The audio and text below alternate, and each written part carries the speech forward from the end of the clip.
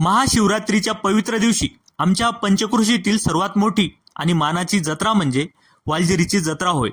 वर्षभर आम्ही ज्याची आतुरतेने वाट बघतो ती जत्रा आज अखेर अनुभवायला मिळाली.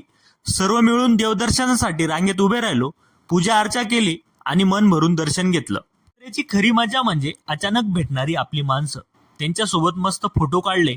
तुमचं प्रेम असंच माझ्यासोबत असू द्या अशी आशा व्यक्त केली.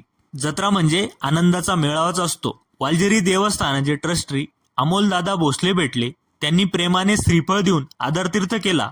खरंच मन भरून आलं. जत्रेत आलो आणि काही खाल्लं नाही असं होईल का? रेवड्या घेतल्या आणि गोडी वाढवली आणि मग सुरू झाली खरी मज्जा. पाळण्यात बसून स्वतःची जिरून घेतली.